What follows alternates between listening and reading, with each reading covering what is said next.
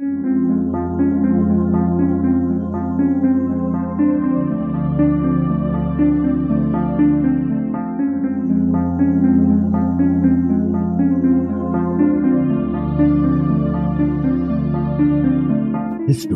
tells the story of the world and of our lives. Sometimes that history goes bump in the night.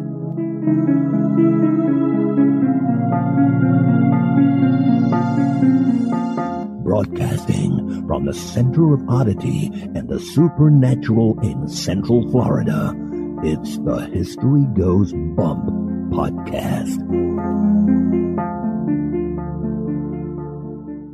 Hello, you spooktacular people. Welcome to this 428th episode of the History Goes Bump podcast, Ghost Tours for the Theater of the Mind. I am your host, Diane. And this is Kelly. Kelly, on this episode, we have one of our favorite topics, along with our listeners' favorite topics, Haunted Cemeteries, and it's number 22. So excited. We have 5 cemeteries that are reputedly haunted that we'll be bringing to you, but before we get into that, we want to welcome Angela, Dustin, Julie, and Allison to our spooktacular crew. Thank you for joining us in our Facebook group. And now, this moment in Oddity.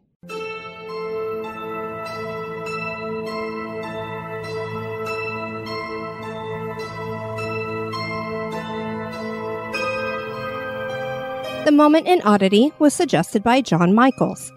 Jasper Newton Daniel was an American distiller and businessman. He was known to everybody as Jack. So, yeah, he was that Jack Daniel. He founded Jack Daniel's Tennessee Whiskey Distillery in Lynchburg in 1875. Jack reportedly learned how to work a still from a preacher, or possibly the slave of that preacher who was named Nearest Green. He was good at distilling, but not very good at remembering combinations. At least, the combination to the safe in his office. Legend claims that he became so frustrated one day that he kicked the safe hard and injured his toe. That toe festered and became infected and then got gangrene, which traveled further up his leg, leading to it needing to be amputated. That didn't stop the gangrene, and it traveled further, causing blood poisoning. This would kill him on October 9th, 1911. So basically, Jack died from a stubbed toe. And if that isn't odd enough, he died from an infection for which alcohol can be an antiseptic. And that certainly is odd.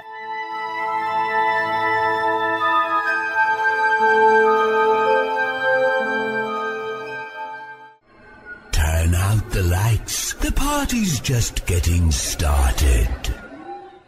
And now, this month in history.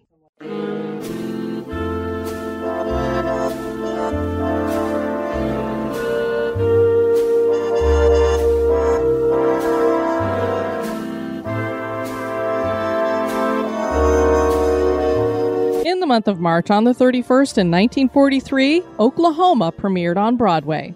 The musical started with the name Away We Go and was predicted to be a huge flop. Gossip columnist Walter Winchell said, "No girls, no legs, no chance." The show was also going to take risks like not having a big-name star. The source material was obscure, and this was being helmed by the new duo of Rodgers and Hammerstein. Who the hell had ever heard of them? There would not be much spectacle, and the show opened with a lone cowboy singing about meadows. The show debuted under the new title Oklahoma and had been slightly retooled. The solo performance of the song Oklahoma was changed to a full-cast showstopper. The musical set a Broadway record of 2,212 performances before closing after a 5-year run. That song that the cowboy sung to open the show is known by nearly everybody today. Oh, what a beautiful morning.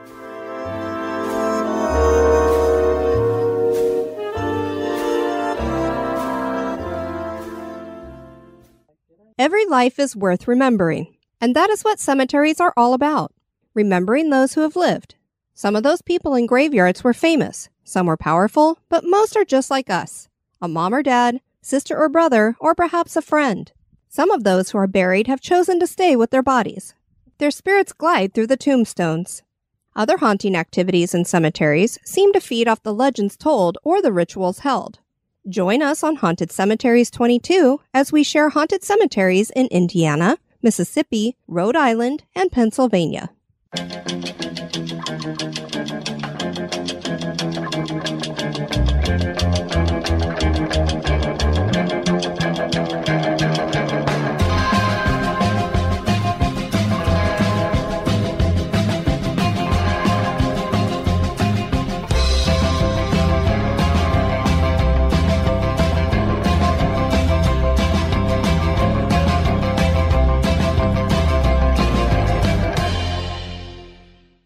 Our first cemetery was suggested by our listener Ed Jones.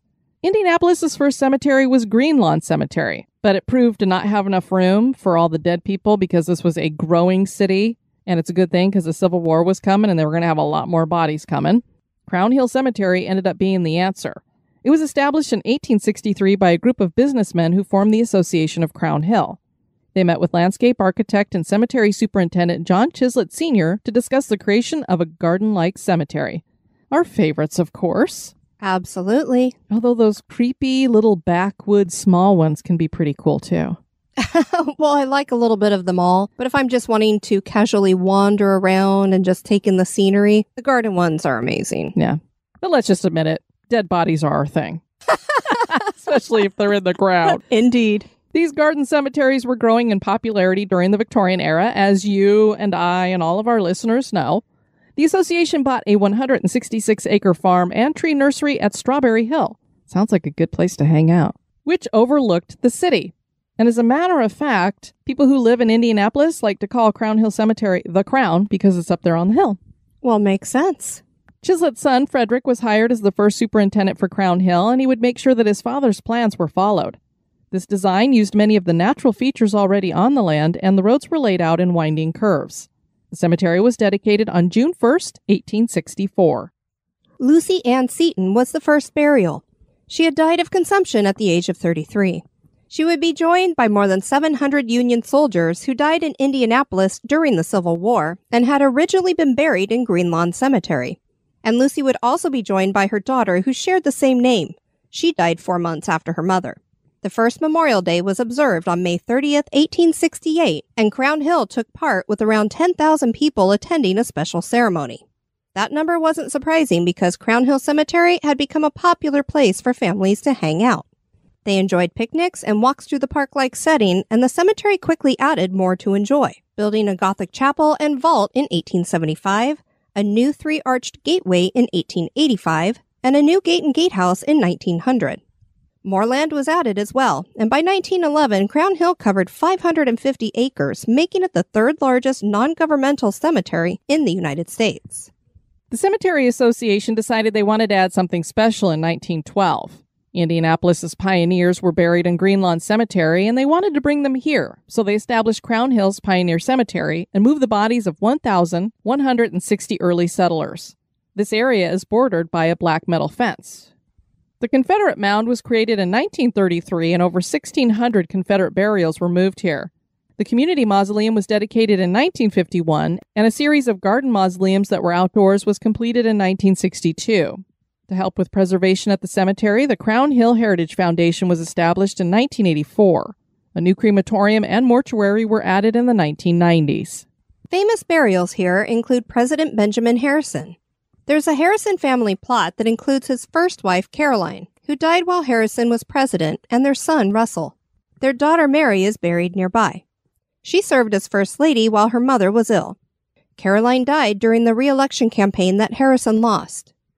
Booth Tarkington was a well-known novelist and playwright in the early 1900s and won the Pulitzer Prize for fiction twice. He's buried in a mausoleum in Lot 13.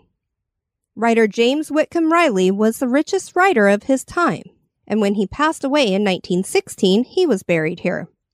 He has a large Greek Revival monument that includes 10 white columns and a sculpture of a young boy reading a book. The chemist and founder of Eli Lilly and Company, Colonel Eli Lilly, is buried here in an ornate mausoleum. He was inspired to found the company after his young wife died from malaria. And Richard Jordan Gatling, founder of the Gatling Gun Company, is buried in Section 3, Lot 9. He created the Gatling gun, which was popular during the Civil War. This gun has 6 barrels on a revolving frame and was powered by a hand crank. This gun could shoot 1,200 rounds per minute. The more portable machine gun would make it obsolete. And the infamous gangster and bank robber John Dillinger has his final resting place here. Maybe. There are doubts that the body buried in Dillinger's space is really him, but attempts to have him disinterred have failed. Family members and others believe there are inconsistencies in the autopsy, including eye color, fingerprints, the shape of the head, and ears. The grave is in Section 44, Lot 94. Riots nearly broke out on the day he was buried in the cemetery on July 26, 1934. This was 4 days after he was shot outside of the Biograph Theater in Chicago. Souvenir hunters started breaking off chunks of his tombstone, and over the years, the stone has been replaced several times. Can you imagine people just going in there and chiseling? No, it's horrible. And how do you prove that that was actually, look, this is from John Dillinger's tombstone, okay? And if you're showing me that, I think you're a jerk. Yeah, no kidding. The family eventually covered his plot with concrete to be sure no one actually stole the body.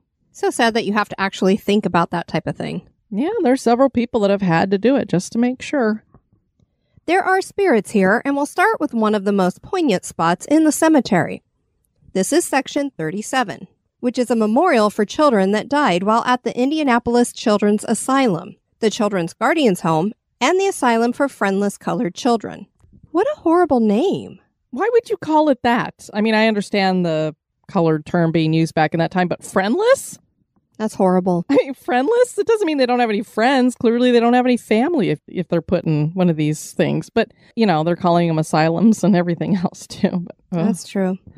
These children died between the years of 1892 and 1980 from neglect, starvation, and disease. Some even died because formaldehyde was added to milk to kill any pathogenic microorganisms. Oh, my gosh. Wow, that was a great idea. Who would ever even think formaldehyde, we use that to preserve dead bodies. I wonder if that would help if we put it in milk. Good Lord. This is a mass grave numbering 699 children. Indy ghost hunters investigated the cemetery and they focused on Section 37. They caught several EVP. A couple were humming, another said, "Help her," and another said, "They think it's me." This makes sense because there are claims of people hearing the playing of children and disembodied humming. Unfortunately, there are sometimes screams also heard. Visitors to the graveyard have also seen the apparition of a woman holding a baby and wandering around the graves. People wonder if she's lost or looking for something. She vanishes after being seen. You know, this woman walking around in a cemetery holding a baby is becoming almost as common as seeing a woman in white walking around or a woman in black walking around a cemetery. You're right. We keep hearing about I hear that a lot. The ghosts of soldiers in uniforms are also seen, and it's said that these spirits are from all of the different wars, so they see them in all different kinds of uniforms. They disappear after being seen as well. Unexplainable lights are seen in the cemetery too, and disembodied footsteps are heard. And there's a version of the Resurrection Mary story connected to Crown Hill. This one goes the opposite way, though. Normally we hear that a person picks up this hitchhiking woman. She tells them that she wants to go to this location that's near the cemetery or to the cemetery, gets out of the car, and disappears as she goes through the gates. Well, in this case, this hitchhiking ghost gets picked up at the cemetery and gives an address to be taken to, but disappears before arriving. Then if the driver goes to the door, they find out that this woman who'd been in their car has passed away, or no one at the address knows the girl. Interesting. Oh. Next up, we have Cedar Rest. Bay St. Louis on the Mississippi Gulf Coast was once called Shieldsboro, and located on South 2nd Street is a very old cemetery known as Cedar Rest. The cemetery was founded in 1820, but the oldest burial dates to 1815. There are around 2,400 graves here. We thought this was a fun story. The Seacoast Gazette was a local Victorian-era paper, and it reported that a JBI and his wife were buried in a crypt with a spire that was facing west across from the bathtub. We, of course, wondered what the bathtub was, and apparently that was what people called a watering trough for horses that sat in front of the first courthouse in Bay St. Louis. In 1993, the Hancock County Historical Society started an annual cemetery tour at Halloween. Bud Steed shares a chilling story in his book, Haunted Mississippi Gulf Coast. Some hippies were hanging out in the cemetery smoking some pot in the 1970s, as they did. I was going to say, as one would do. Their group was suddenly joined by another man that nobody knew, but they weren't against joiners. I mean, they're hippies after all, and, you know, I don't know, did they check to see if he brought some of his own stuff? The group grew uncomfortable, though, because the man just gave off a menacing stare. He was kneeling and had mutton chop sideburns and a long scar that ran down the left side of his face. One of the guys finally told him to get lost, but the stranger just kept staring. The guy then reached out to push him away from the group, and his hand went right through the stranger. This was clearly a ghost, and the group tore out of the cemetery, except for the young man who had challenged the ghost. the spirit had grabbed him by the shoulders, told him to get out of his house, and threw him to the ground. The ghost then turned and faded away. Now, Kelly, you and I would normally be like, well, they were high, so of course they saw a ghost. But this particular apparition has been seen many times in the cemetery. There are also strange orbs of light seen dancing among the tombstones, and the spirit of a young woman holding a parasol has been seen. She usually nods at whoever sees her, turns into the cemetery, and disappears. I mean, the whole time you were reading that paragraph, my jaw was hung slack. I was like, wow. Well, and the weird thing to me is, with the story, he goes to push the guy, like, get out of here, and he goes through him, and yet it was able to pick him up by the shoulders. Yeah, that's what I thought was strange. Yeah, and so, I mean, like, was the pot laced with something? That I don't know. Did he get corporal for half a second so he could grab the guy and do that? I don't know, but certainly is odd. Yeah, so I don't know if they'd heard the stories and then it just kind of fed into whatever. Of course, they might have been doing something more than just smoking pot. I don't know, but fun story nonetheless. And I like that he considered the cemetery his home and he was telling him to get out. Next, we have the Rock and Roll Graveyard. The Rock and Roll Cemetery is also known as the William Seymour Cemetery and is located in Ocean Springs, Mississippi. This small private graveyard is located near Back Bay in Fort Bayou. The cemetery probably earned its name from its most famous haunting. An elderly woman is seen rocking in a rocking chair. There are strange sounds heard like growling and moaning, and shadow figures have been seen. Sam Seymour has explained that this is his family's cemetery. He said, "I know a lot of history to the place, and even have keys to the gate. I believe the old woman that everyone sees is my great-grandmother, Ada. Her grave is located 4 graves down on the right of the tree. I can remember her sitting on the porch in a rocking chair every evening." Yeah, when I first saw this, I'm like, Rock and Roll Graveyard. Do they have some famous rock and roll people buried there? That's what I was expecting. It literally is a small family graveyard, and it's called that because Grandma rocks. Granny's rocking in the rocking chair.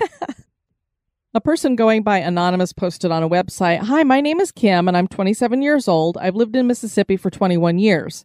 In high school, my friends and I, looking for a cheap thrill, would hop in the car and drive to Rock and Roll Graveyard. I can honestly say that I've never seen anything in the graveyard, but have heard things. One night, my friends and I went there, and on the way in, something dragged over the top of our car. We were so scared that we immediately decided to leave. On the way out, something ran across the road in front of our car that looked like a big blob of water or something." How strange. I've never heard that description before. But if it's a ghostly figure, it might look like a blob of water, maybe. And, of course, she said she's only heard things, never seen anything. That sounds like seeing something. And what about a will-o'-the-wisp? Oh, could be something of that nature. And it doesn't say what height it was, so it could have been maybe something smaller. I still, to this day, don't know what it was. I still live about 10 minutes from the cemetery. My in-laws own property on Fort Bayou Road. I've never been there since then. I pass there often and will not look down that road. Enough to scare her to that point. And now a little break for a word about one of our sponsors. This episode is brought to you by Best Fiends. I can't quite see, Kelly. What level are you on? I'm on 580. I'm only to 421, but I tell you, every time I get a free moment, I am playing Best Fiends. It is so much fun. I absolutely love it, and I'm kicking those slugs' booties. What do you love most about the game? Just the different challenges. There's always new things that are being added, and when I open up a crate and there's a really cute little fiend in there, I can't wait to see what he looks like as I evolve him. Yeah, and you just got a new one the other day. What was that one? That was the cricket. He's adorable. That's Freddy the Cricket. And you know what? I started growing him up, and he had a little maracas in his hand. He was whacking himself in the head with it. Well, that's perfect for you, right? I love him. Yeah, they have great challenges, and they go with like the different seasons or holidays. Like right now we're trying to get a bunch of shamrocks and stuff because it's March and we just had St. Patrick's Day. Indeed. And so when you get all those, then you get certain prizes in game that you get, like bombs you can use or gold that you can use to buy stuff. Or sometimes it gives you different kinds of outfits for your fiends and stuff like that. With thousands of levels, you literally can play as long as you want and never get bored. Trust me on that. Yeah, this is a lot of fun. It's a match 3 mobile puzzle game. And once you get started with it, you are not going to be able to put it down just because it is so much fun. And really, I feel like it's a game aimed at grown-ups, not kids. Yeah, most definitely. I love this far and beyond any other matching game that I've ever played. You can download Best Fiends free today on the App Store or Google Play. That's Friends without the R, Best Fiends. Download Best Fiends free today on the App Store or Google Play. That's Friends without the R, Best Fiends.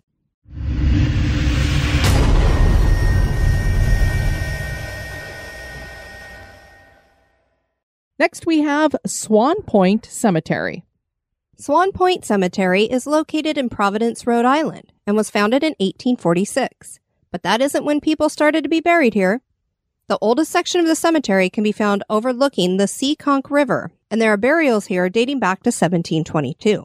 I think it's because they moved some bodies, so they may not necessarily have been buried here in 1722. Gotcha. This is a garden cemetery that started on 60 acres but now covers 200 acres. There are beautiful flowering shrubs, azaleas, magnolias, rhododendrons, daffodils, and much more. 200 varieties of trees have been counted here. The gorgeous landscaping is complemented with Victorian statuary.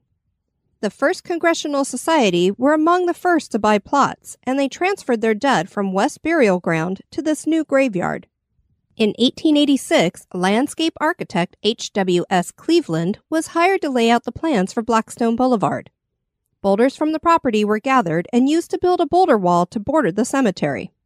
A new cemetery entrance was constructed as well. The greenhouse was added in 1917, and other buildings were added in 1923 and 1932. In 1933, the Alexander Farnham Lippitt Memorial Park was established. Notable burials here include 23 former governors of Rhode Island and Major Sullivan Ballou. Major Ballou had been a successful attorney in Providence, Rhode Island when the Civil War started. He'd also been a former Speaker of the Rhode Island House of Representatives. He volunteered and was enlisted in the 2nd Rhode Island Infantry, and they elected him major. He was wounded and died at the First Battle of Bull Run. His body was disinterred by Confederates who thought he was Colonel John Slocum, and they desecrated the body and dumped it in a ravine. He was found later by a contingent of Rhode Island officials, including Governor William Sprague. They identified the body by tattered remnants of his uniform. His body was transported back to Rhode Island and buried here at Swan Point. He had written a final letter to his wife that became famous. It reads, "My very dear wife, indications are very strong that we shall move in a few days, perhaps tomorrow. Lest I should not be able to write you again, I feel impelled to write a few lines that may fall under your eye when I shall be no more. Our movement may be one of a few days' duration and full of pleasure, and it may be one of severe conflict and death to me. Not my will, but thine, O God, be done. If it is necessary that I should fall on the battlefield for any country, I am ready. I have no misgivings about or lack of confidence in the cause in which I am engaged, and my courage does not halt or falter. I know how strongly American civilization now leans upon the triumph of government, and how great a debt we owe to those who went before us through the blood and suffering of the Revolution, and I am willing, perfectly willing, to lay down all my joys in this life to help maintain this government and to pay that debt. But, my dear wife, when I know that with my own joys I lay down nearly all of yours and replace them in this life with care and sorrows, when after having eaten for long years the bitter fruit of orphanage myself, I must offer it, as their only sustenance, to my dear little children, is it weak or dishonorable, while the banner of my purpose floats calmly and proudly in the breeze, that my unbounded love for you, my darling wife, and children, should struggle in fierce, though useless contest with my love of country? I cannot describe to you my feelings on this calm summer night, when 2,000 men are sleeping around me, many of them enjoying the last, perhaps before that of death, and I, suspicious that death is creeping behind me with his fatal dart, am communing with God, my country, and thee. I have sought most closely and diligently and often in my breast for a wrong motive in this hazarding the happiness of those I loved, and I could not find one. A pure love of my country and of the principles I have often advocated before the people, and the name of honor that I love more than I fear death, have called upon me, and I have obeyed. Sarah, my love for you is deathless. It seems to bind me with mighty cables that nothing but omnipotence can break. And yet my love of country comes over me like a strong wind, and bears me irresistibly on with all those chains to the battlefield. The memories of all the blissful moments I have spent with you come crowded over me, and I feel most deeply grateful to God and you that I have enjoyed them so long. And how hard it is for me to give them up and burn to ashes the hopes of future years when, God willing, we might still have lived and loved together and seen our boys grow up to honorable manhood around us. I know I have but few claims upon divine providence, but something whispers to me. Perhaps it's the wafted prayer of my little Edgar, that I shall return to my loved ones unharmed. If I do not, my dear Sarah, never forget how much I love you, nor that when my last breath escapes me on the battlefield, it will whisper your name. Forgive my many faults and the many pains I have caused you. How thoughtless, how foolish I have oftentimes been. How gladly would I wash out with my tears every little spot upon your happiness and struggle with all the misfortune of this world to shield you and my children from harm. But I cannot. I must watch you from the spirit land and hover near you, while you buffet the storms with your precious little freight, and wait with sad patience till we meet to part no more. But, oh Sarah, if the dead can come back to this earth and flit unseen around those they loved, I shall always be near you in the garish day and the darkest night amidst your happiest scenes and gloomiest hours, always, always. And if the soft breeze fans your cheek, it shall be my breath. Or the cool air cools your throbbing temples, it shall be my spirit passing by. Sarah, do not mourn me, dear. Think I am gone, and wait for me, for we shall meet again. As for my little boys that will grow as I have done and never know a father's love and care, little Willie's too young to remember me long, and my blue-eyed Edgar will keep my frolics with him among the dimmest memories of his childhood. Sarah, I have unlimited confidence in your maternal care and your development of their characters. Tell my two mothers I call God's blessing upon them. Oh, Sarah, I wait for you there. Come to me and lead thither my children. This letter was featured in Ken Burns' Civil War documentary, so it might be familiar to anybody who's watched that. Yeah, very, very touching. Yes, I not only wanted to share it for that reason, but also those last few sentences that he's writing to her. He clearly thinks that spirits can come back and hang out with their families. Indeed. And so he's letting her know, if it's possible, I'll be there. More well-known as H.P. Lovecraft is buried here at the intersection of Pond Avenue and Avenue B. Fans took up a collection in 1977 to place the gravestone here. This is a low-grade granite tombstone which reads, "I am Providence." That is a line from one of his letters. Lovecraft joins the ranks of many historical figures that have done great things with their art or service to humanity, but that have problematic personal lives and bigotry. We have found that we often have to separate the art from the maker. He had a very small readership during his lifetime, which is surprising considering his popularity today. He was born in Providence, Rhode Island on August 20th, 1890. He was raised mostly by his mother and her sisters after his father died when he was relatively young. He was often ill, and as a teenager, he and his mother had financial issues. He used writing to escape his circumstances. This didn't prevent him from having a nervous breakdown that prevented him from graduating from high school. He launched his career in weird fiction with The Tomb and Dagon, both published in 1917. Lovecraft married Sonia Green in 1924, and they had a short and difficult marriage, divorcing in 1929. Only one of his works appeared in book form during his lifetime, The Shadow over Innsmouth, in 1936. His life was cut short at the age of 46 by intestinal cancer on March 15, 1937. One of the reasons we may have spirits at unrest here is that this cemetery inherited a lot of burials from other cemeteries. And we know bodies do not like being moved around. That is the case. But the main haunting here is connected to Lovecraft. Annual gatherings are held around his death date, and this is when the activity increases. Murders of ravens are said to gather in the trees near his tombstone. There are unexplained noises, and there was once a brief freak snowstorm that occurred during a gathering. And Lovecraft's specter is said to appear as a strange, cloudy distortion. Perhaps it could also be a tulpa. That's true. If you've got all these people gathering around and hanging out, maybe they've conjured a little something. And finally, we have Laurel Hill Cemetery. Laurel Hill Cemetery in Philadelphia, Pennsylvania, was founded in 1836 and covers 78 acres. This is the second oldest garden cemetery in the United States. The cemetery sits above the Schuylkill River, and the initial founder of the cemetery was John J. Smith and several partners. Smith was a Quaker and librarian, and he realized the Friends' graveyard was not going to work for the growing city. The men found a rural area outside of Philly for the cemetery, and it started as 38 acres. Scottish architect John Notman laid out the design. Notman wanted this to be a place of nature and art, and he created a Doric Roman gatehouse, chapel, and superintendent's house as the first buildings. John Smith had planted 2,400 trees by 1844. By the 1860s, the cemetery became so popular that tickets had to be issued to control how many people visited. People would come for walks and picnics or just to drive the carriage through. Over the years, many monuments and statuary were added to the cemetery in the Egyptian Revival, Classical Revival, and Gothic Revival styles. The oldest statues at Laurel Hill are the three that make up the Old Mortality, which is located directly in front of the main gatehouse. There is also a yellow fever memorial that was erected in 1855, and this was dedicated to the first responders who helped fight the yellow fever epidemic in Portsmouth, Virginia. Several historic cities that we have featured have had streets with old mansions that are known as Millionaires' Row. Laurel Hill has a grouping of mausoleums that's referred to as Millionaires' Row. Oh, that was kind of cool. Very much so. I love it. And it looks awesome. I would love to go check this out. There are so many really cool mausoleums there.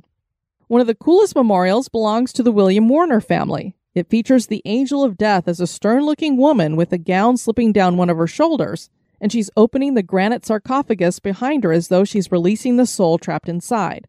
This soul appears as a winged face rising from the open tomb in a flame made of stone. And if I can get a picture of that, I'll put it up on Instagram. Yes, please do. In 1913, a Doric terracotta receiving vault was built in South Laurel Hill. During the 1970s, Laurel Hill fell into a bit of disrepair and suffered vandalism. It wouldn't be until 1973 that people of color were allowed to be buried here. The Friends of Laurel Hill Cemetery oversee the care of the burials. In 2013, a bronze statue of a Civil War soldier that was made in 1883 and used to be at Mount Moriah Cemetery was brought here and rededicated. More than 75,000 people are buried at Laurel Hill, and burials continue today. Some of these burials are of notable and prominent people, including 40 Civil War-era generals that include General George Meade. Matthias W. Baldwin was the founder of the Baldwin Locomotive Works, which became one of the largest and most successful locomotive manufacturing firms. He has a statue in front of the Philadelphia City Hall, and his monument at Laurel Hill stands tall over his and his wife Sarah's graves. Sarah Josepha Hale was an American writer, and she wrote the nursery rhyme, "Mary Had a Little Lamb," Aww. which we all know from Of childhood. course. And who wouldn't want to have a little lamb that everywhere you go goes with you? Sarah was also known for campaigning for the holiday of Thanksgiving to be created, and she pushed for the Bunker Hill Monument to be built. She died at the age of 90 and has a very simple tombstone that contains only her name and birth date and death date. For somebody who wrote Mary Had a Little Lamb, I'm like, they could have at least put a lamb on it or something. I wonder if she wanted it that way. Probably. I mean, she probably didn't care at that point, but... 6 passengers from the Titanic are memorialized here. William Crothers Dulles died and his body was recovered. His marker states he died from Titanic. Which is kind of odd because it's like, died from Titanic? Like, Yeah, it's worded a little strangely. and that's exactly what it says, because I looked right at the picture and I'm like, died from Titanic. It'd be one thing to say died on the Titanic. Right. But, I mean, the Titanic didn't necessarily kill them. Mrs. Lily A. Potter survived the sinking and lived to be 98 and helped found the Southeastern Pennsylvania chapter of the American Red Cross. Mrs. Olive Potter Coleus was Lily's daughter, and she survived as well. Mrs. Eleanor Elkins Widener survived the tragedy because she had boarded the last lifeboat to leave the Titanic. She left behind her husband and son, and they both perished. Her husband, George Dunton Widener, was never recovered, so he has a cenotaph in the cemetery, as does their son Harry, who is also never recovered. His mother founded the Harry Elkins Widener Memorial Library at Harvard in her son's honor, and legend claims that she made this contribution on condition that every Harvard graduate be taught to swim. I don't know if that was because she knew her son couldn't swim, or I'm not sure, because if it's ice cold water, it doesn't matter if you know how to swim. You're going to go down and sink. Yeah, I don't know. Oscar Alice, who invented the Alice clamp, is buried here. And Kelly, the Alice clamp are those scissor-like clamps that are used to hold tissue with these sharp teeth. Okay. Annie Francine was an actress and cabaret singer in places like the Copacabana. She performed on Broadway, starring in Mame with Angela Lansbury, and I believe she took the spot of B. Arthur. And on television, she played the role of villain Flora Simpson Riley on Harper Valley PTA. And speaking of villains, She starred as the evil queen in the 1979 musical adaptation of the 1937 animated film Snow White and the Seven Dwarfs. She's buried on Millionaire Row in Michael Earhart's mausoleum, so it's all about who you know. Very cool. Circus owner Adam Forepaugh, who we talked about in our circus miniseries, is also buried here. Elisha Kent Kane was a prominent explorer of the Arctic in the 1850s. He was the first to chart the course that Robert Peary would use when he claimed the North Pole in 1909. Kane's body was shipped around America for 2 weeks before he was buried because he was so revered.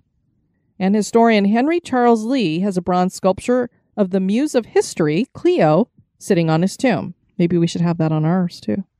And these are just a handful. There are literally, when I look to see the notable burials at Laurel Hill, like 200 names. So I just picked randomly some names that looked kind of interesting to me. Fun fact, Adrian Balboa and Polly Panino, fictional characters from Sylvester Stallone's Rocky movies, have tombstones sitting near the main gatehouse. Adrian Balboa's tombstone was used in the 2006 movie Rocky Balboa, and both headstones were used in the 2015 movie Creed. And speaking of movies, a man named Charles Van Zant was buried here.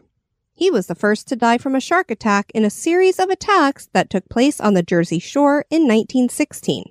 His story was immortalized in the movie Jaws. There are some interesting stories connected to some of the burials as well. One of these belongs to Dr. Elward Kirby. He not only practiced medicine but taught it, and he offered care to anyone regardless of their financial standing. When he died from a heart attack on Christmas in 1935, he left behind a small fortune to his family. But rumors circulated that he had been buried with much of his riches, including precious stones and jewelry.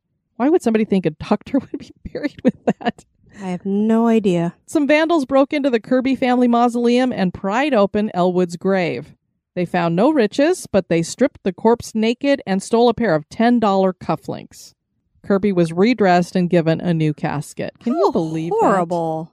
that? Yeah, I'm like, what are you going to do with the dead guy's clothes? I'm sorry. I know. Nobody's wearing those. Stupid. And a pair of $10 cufflinks. Now, of course, back in the 30s, maybe worth a little bit more, but still. It's just terrible. Catherine Drinkhouse Smith and her family were spiritualists. Catherine considered herself a medium. The final resting place of the family is just south of the gatehouse, and is probably one of the most wordy monuments ever created. The writing features favorite quotes, street addresses, religious affiliations, and the exact times of death. Martha Drennen was the daughter of Laurel Hill's caretaker when she died in 1903. She was considered a spinster at the age of 39 and went missing in November of that year. She had been heading towards the Laurel Hill train station and was last seen walking along Kelly Drive. Her body wouldn't be found until March of 1904. A fisherman hauled in Martha's headless body. She was buried with no marker because her family couldn't afford one. And a Civil War veteran named Maurice Fagan took his own life at his family's burial plot, unable to deal with the migraines and the PTSD he suffered from. Yeah, it's sad back then they wouldn't have known anything about PTSD. Right. Free Spirit paranormal investigators regularly investigate the cemetery and help guide tours and hunts there. They have them all the time. So if you look up ghost hunts at Laurel Hill Cemetery, you'll probably find something somewhere that they've got an event going. Very cool. Frank Cassidy is a member of FSPI, and he said that he has experienced enough unexplained stuff here to claim that the cemetery is very active. The group has captured moans, groans, and whispers. And they claim to have seen shadow figures and indistinct shapes moving around headstones. And Kelly, I have a little advice for some of these people. Write the stories somewhere. Put them online somewhere. Put them in a book somewhere.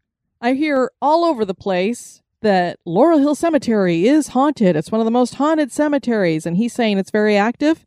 I literally could find almost nothing about hauntings at this cemetery. I'd gone through the entire history. And then I got to looking for the ghosts and stuff, and I went, oh my God, is there like nothing about the hauntings here? I'd heard it was haunted. What's going on? Yeah, they do need to record it. Yeah, so there was this little snippet here. I went to their website. No information there. It just took you to the official website for the cemetery. And then I found a video on YouTube to watch. So I just was like baffled as to why nobody has put any of their stories out there if they've actually experienced stuff there. If you guys have, please let us know. Yeah, no kidding. Disembodied whispers are heard near the area where Martha Drennen was buried. Would make sense. I mean, if she was found supposedly murdered and never solved. Right, and she was decapitated. Yeah, I don't know if she was decapitated or not because, I don't know how long she'd been in the water for. Maybe her head came detached for some reason. That's true. There's also wailing heard, and this continued even after a headstone was placed on her grave. People thought maybe she was upset because she didn't have a marker, but it continued even after they got her one. A group in 2018 heard audible whispers at Fagan's family plot. The sounds of gunshots are also sometimes heard. Napoleonic Code on YouTube attended one of the hunts offered in 2011, and their group were near the Dr. Murray's mausoleum and said, "Paging Dr. Murray, are you here?" Oh, no. Behind this is an audible sound that resembles something like a scream. I'm going to go ahead and play that audio for you right now. We're currently peering into a mausoleum of a Dr. Mooring. Paging Dr. Mooring. Dr. Mooring, you're impeded in surgery. I'll go ahead and play it one more time. We're currently peering into a mausoleum of a Dr. Mooring. Paging Dr. Mooring. Dr. Mooring, you're impeded in surgery. And now I'm going to pull out just the section where the scream is and play that for you, amped up a little bit. And one more time. An electronic device also went off at another plot for about 20 seconds. One of the investigators named Gina claimed that she was knocked down by something she couldn't see. She felt the pressure on her chest before she fell back. And she's telling this to them while they're doing this tape and everything. She's going around and telling all these different people. And a lot of people were like, well, she's been drinking. Maybe she just fell down. But she was like firm that something pushed me down. I didn't trip. And I think she went backward. And, it's kind of weird for people to go backward if they trip. So had she been drinking? Maybe. I think she sounded a little bit like her speech was being slurred, but I don't want to say that somebody's been drinking because some people just sound like that sometimes. But yeah, they went across this bridge and she felt like something pushed on her chest and she fell backward. Wow. And then the people who were with her just kind of dragged her away from that spot. They didn't help her up or anything. Oh my gosh. Oh, no. So I don't know. But that scream was a little bit creepy sounding. I'm not sure what that is. Yeah, indeed. These 5 cemeteries are historic and beautiful. We'd love to visit any of them because every graveyard is special.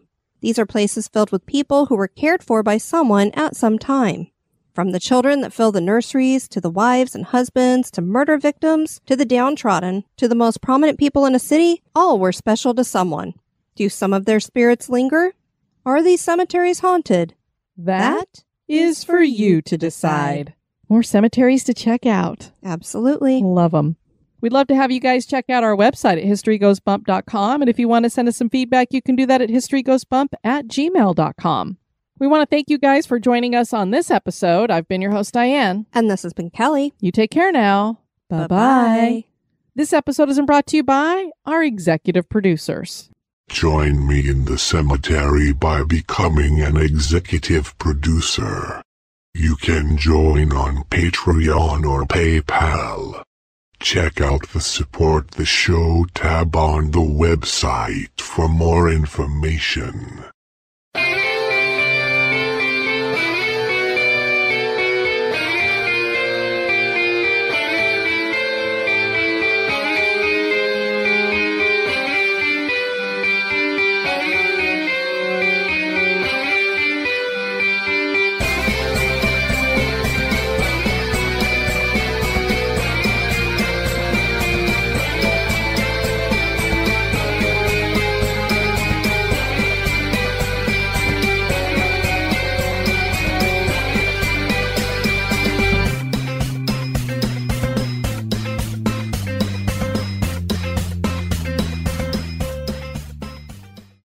She would be joined by more than 700 Union soldiers who died in Indianapolis. She would be would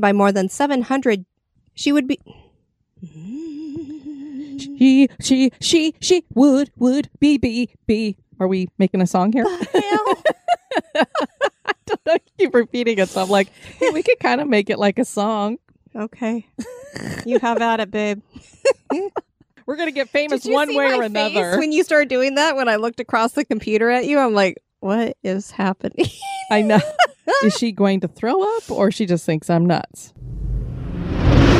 This area is bordered by a black metal fence, which we know all about, Kelly, because we just literally got done about an hour ago putting a small black metal fence up in our backyard. We certainly did. We got to protect those birdies from our little doggies running around. I know. We've got the fairy garden, the bird garden, and we needed to make a way to keep the dogs from getting over there. Right. Well, the dogs don't really bother the birds, but I just like them to feel relaxed. I mean, we did have one lay an egg in the yard last year, so they seem to be feeling pretty well at home. Although really, considering our fairy garden, we should be protecting it from the birds because it has become like a horror show back there because our little people have all these big birds just trampling around inside. Kind of like a different take on Godzilla. Yes. These birds are basically Godzilla to our little figures that are out there in the fairy garden. Their daughter Mary is buried Bay St. Louis on the Mississippi. That's almost how you spell it. MISSISSIPPI. There are beautiful showering shrubs. Showering shrubs? Are they showering or do they shower people with flowers? He was wounded and died at the first run. He was wounded At the first run? The first run of Bull Run. The first run of Bull Run? It was a marathon. He didn't know what he was signing up for. They were running with the bulls. Kelly, do you feel better now that you've used the F word about 6 times in a row? Marginally. You know, I know that there's people like when they're getting ready to go on stage, they do all these weird things with their mouth and make all these weird noises and things like that. Is that kind of what the F word is for you when you're having a hard time reading the script? I never really considered it, but yes, perhaps. Mrs. Eleanor Elkins Widener survived the tragedy because she had boarded the last lifeboat. Life. It might have been a light boat. Maybe it was kind of light as it was lighter than the Titanic. It floated. It must have been kind of light. Life. Because she had boarded the last lifeboat because she had boarded the last lifeboat. You really want to call it a light boat. Because she had boarded the last light. This is like, what was the thing that you kept saying the other day? This is why I don't let anybody else edit our podcast, because they'd probably throw themselves off of a tall building. Faux shizzle. Annie Francine was an actress and cabaret singer in places like the Copacabana. Are you going to sing? At the Copacabana, the hottest spot north of Havana. At the Copacabana, music and passion were always the fashion. At the Copa, they fell in love. Good job, babe. I love that line just kind of went, they fell in love. What was her name? Do you remember? Lola. She was a showgirl. That's right. His name was Rico, and he wore a diamond. And on television, she played the role of villain Flora Simpson Riley on Harper Valley PTA. At the Harper Valley PTA. Look, I could sing all day. Go. Everybody's going to be weeping because I can't sing, but